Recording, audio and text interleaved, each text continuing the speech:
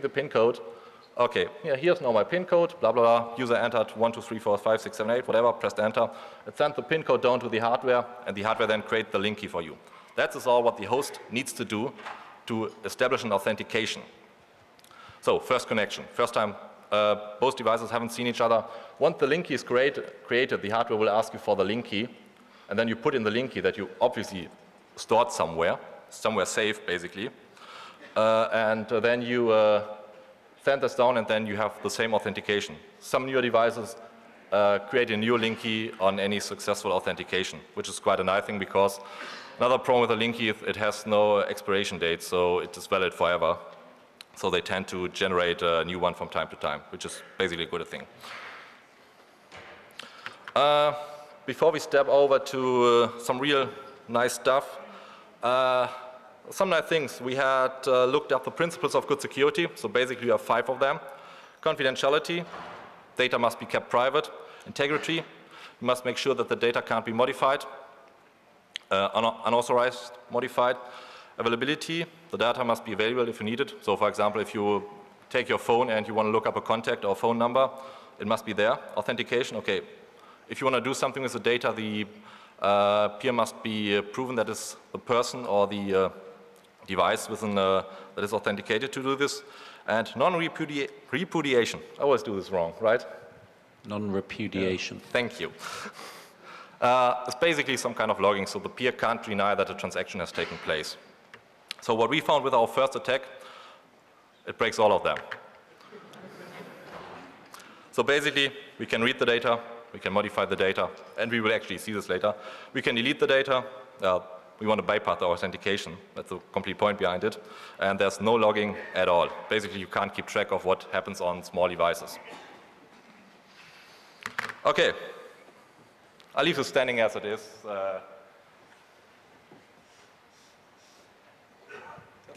Right, it's my turn? Oh yeah.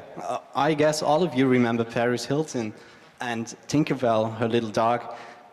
And obviously data can be compromised from phones, so that's just a sample to show you how important it would be that your data stays private as it is on your phone, probably. Hang on, go back to that one a second. Sorry. We should point out, of course, that I just like looking at the pictures, actually. Now, we should point out this one, as you probably know, is not a Bluetooth attack. This was done by other means.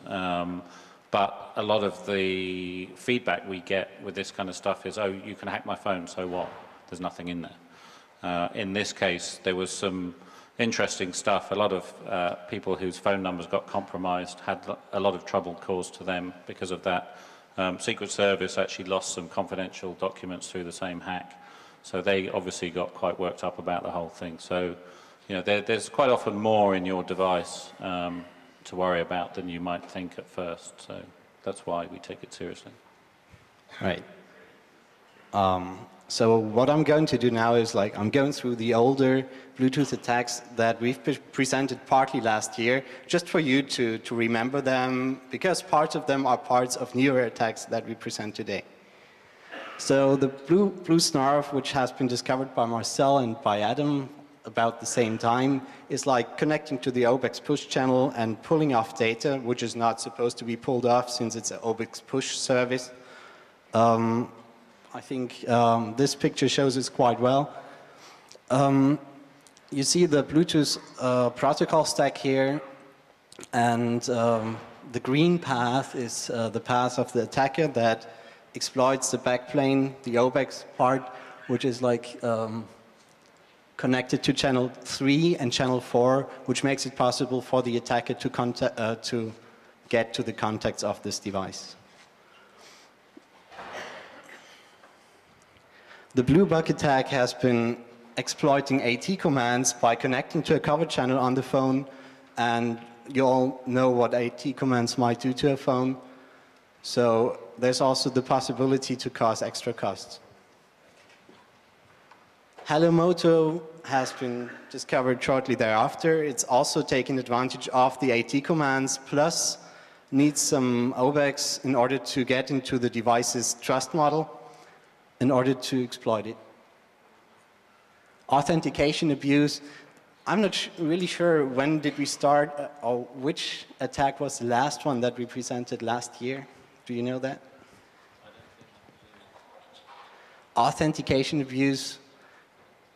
Yeah, probably we didn't present this one, but this is a growing presentation, so every time we do it, we have something new, and I guess authentication abuse wasn't presented last year, so I will extend a little more on that. So authentication abuse is if you have two devices paired up for a task like sending an OBEX vCard. This can be forced if you set yourself to mode 3, forcing the other device to pair with you. Then having that valid link key, you can do and access everything on this other device, even though you just pretended to just send a vCard over. So this includes connecting to the serial port profile, dial-up networking, OBEX file transfer, pretty much everything. So this is like a failure that manufacturers did by using mode 3 on a device with more profiles than just one. The blue smack attack is exploiting the L2 cup layer. Some devices react funny when they get hammered down by a big bunch of L2 cup packets that are sent without any delay in between. And this is causing often buffer overflows or just lames the display on the device. It's a denial of service attack. The blue stab attack is about setting a weird name on the device. And actually, this hasn't been discovered by ourselves. This is QNix's work and Colin's pointing out. So Colin is sitting down here. He's also participating in the group. Stand up and say hi. Come on. No. It's all yours. And this name has some characteristics that crash the device, most of Symbian 60 devices, since there's a ASCII to Unicode transformation that isn't handled correctly. So the Unicode is longer than thought because it's replaced by more characters if there's a tab in the ASCII. So it's a buffer overflow as well. Martin, give us a chance to show it. We haven't showed the previous attacks because we showed it basically last year. I think we should now try to show it. So basically everyone with a Series 60 mobile phone or with a Symbian-based mobile phone maybe want to try to scan for a device.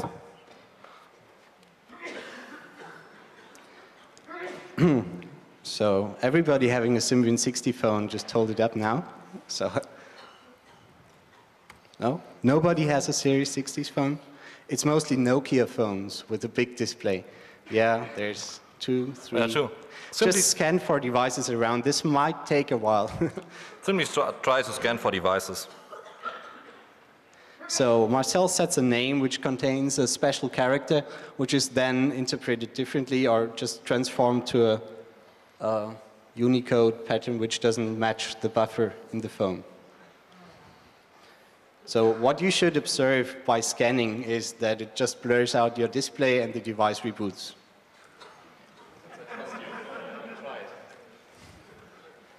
Thrown away phones, Marcel.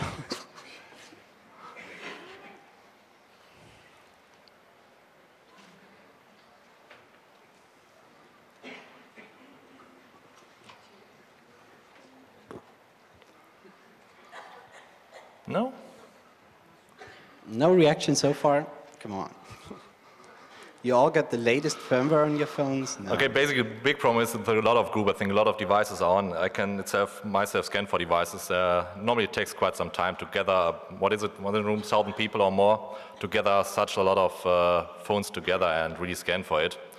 But it should generally work, and people nearby, since it's a distance of 10 meters, it should work. No one? Okay, come on. Let's do the presentation. At least I know my phone crashes, so.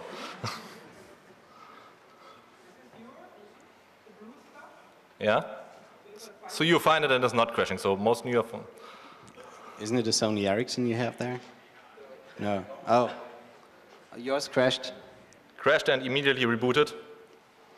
Yeah. Okay. This is basically what happens. So if you're in a room where this name is set by one device, they basically can't scan for any other device because every time they find the name, the phone crashes and you can start this over. So what is the chance to get away from this?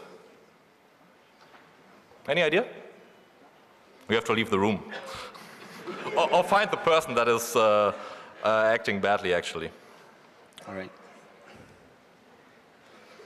Okay, that was the blue step attack. The blue bump is about the bump.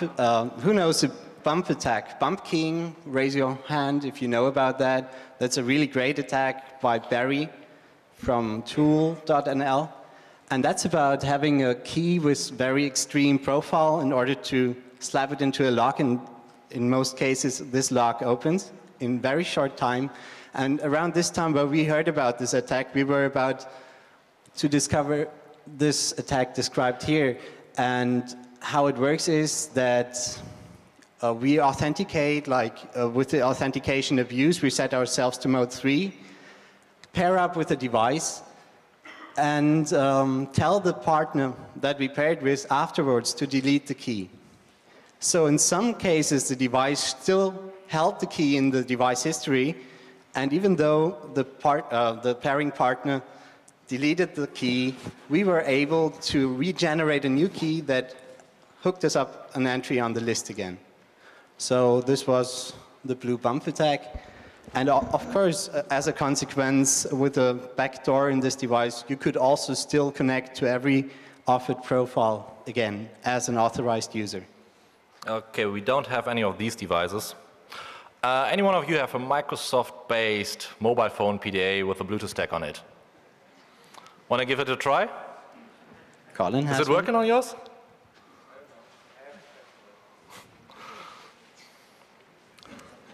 We take the time to try this. Basically, now I have to scan for some devices.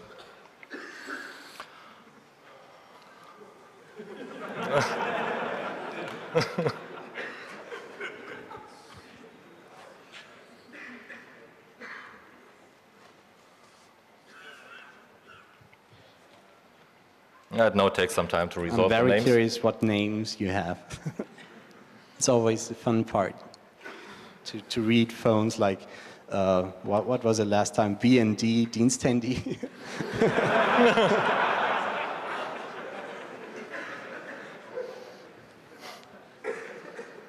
Yeah, sometimes it simply times out because the name resolve will not work correctly every time.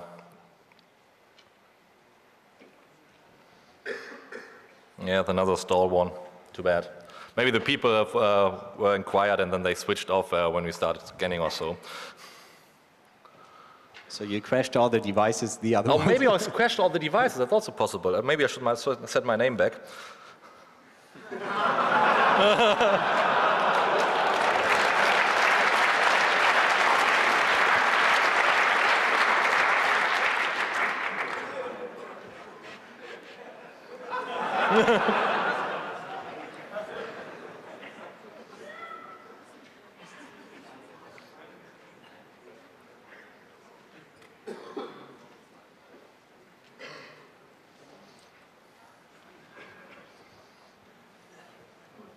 Still missing the request for a female around 30 something that we saw at CeBIT.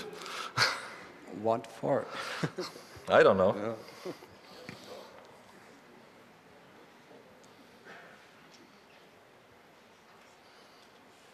Yeah, some more to come, I think. I remember now. Colin, what is your name of your phone? Segfault. Segfault, okay. It's not on here yet.